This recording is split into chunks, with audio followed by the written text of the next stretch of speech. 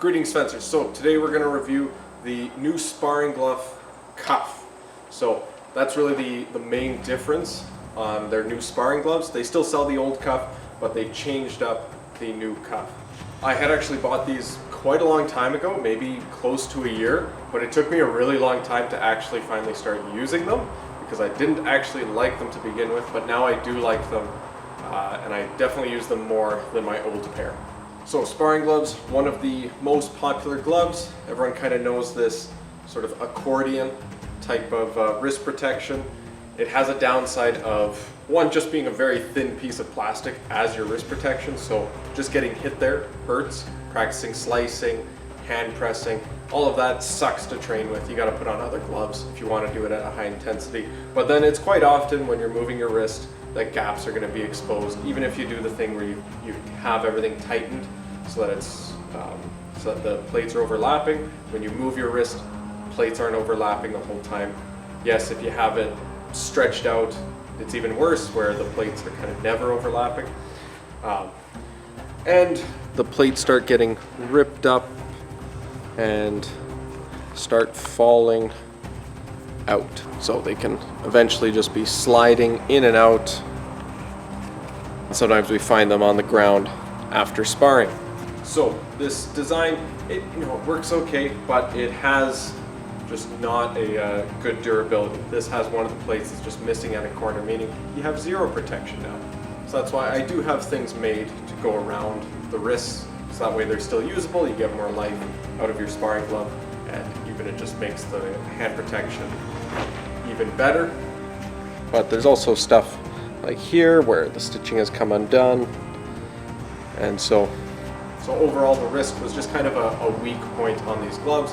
Even though it is one of the pros, you get a lot of mobility, all four directions, and people really like that. For making mullinettes, it allows you to fully rotate how you want to.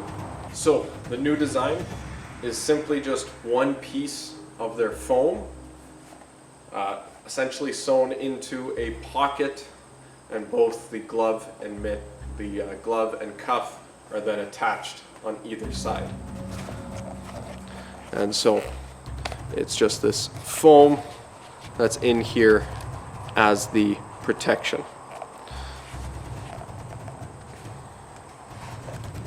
And it's just sort of a pocket sewn in on each side. So it doesn't have any hard protection over it.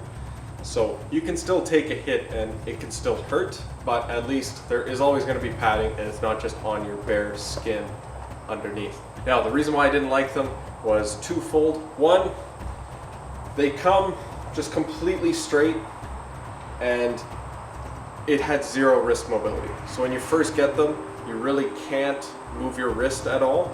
You're just in you're in a full wrist brace, no movement.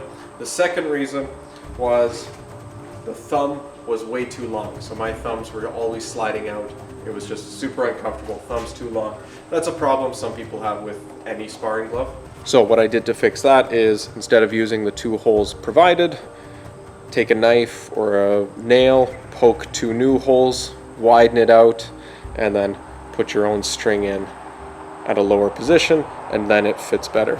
I use dog leash, which is, I just cut up an old dog leash, and it's way more durable than what comes with it. So once I fixed the thumb problem, then I started using them, started breaking them in, and there is a bit of a longer break-in period, but once that was done, these are a lot nicer. So you can see how they simply sit at my sort of hand position.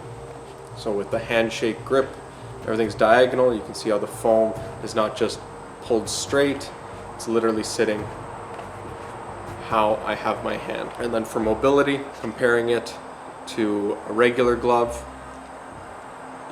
this is how much. I'll try and hold them at the same. I can get them about the same upwards.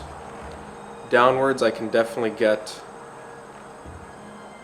the old cuff further. If I go out, obviously I can get the old cuff further, and then in, I can get them about the same. So it does not have the same mobility, but that has a trade-off of being stronger.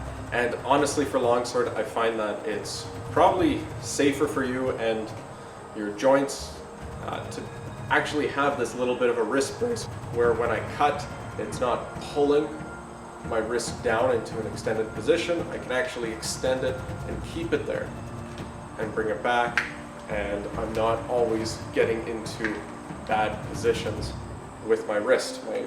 My glove helps me stay in a good position, and it just has a little bit of that downside, especially for kind of outside guard, an outside mullineck kind of position. It's a little bit harder to get to. For saber and one-handed swords, that might be more of an issue if you're someone who likes to use lighter swords and kind of lead with sort of this fishtail motion of the wrist turning separately. But for a lot of people, it's really not going to make a difference. You're going to have the same performance with both cuffs. I always wear a fencing glove underneath. This is just a level 1, 350 N1. I'll probably get a level 2 at some point. Fits great inside, and it just feels like it's my natural hand for when holding a sword. It's just, this is how I connect with a sword.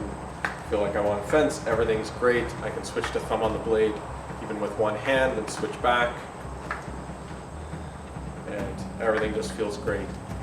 Fingers are all together, so I can use my whole body and everything, all of my arm and fingers to work in unison for the same goal.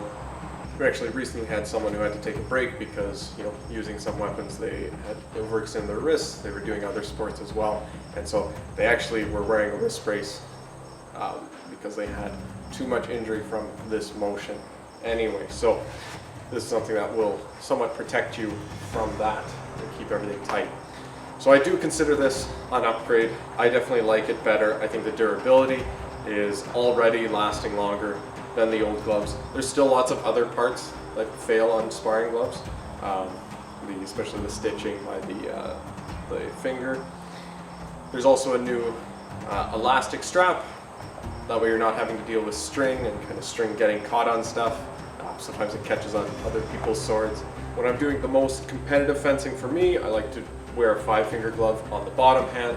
That way I can extend a little bit further and I'm not stuck with 2 braced arms. And that way I can sort of contour the pommel and release with other fingers.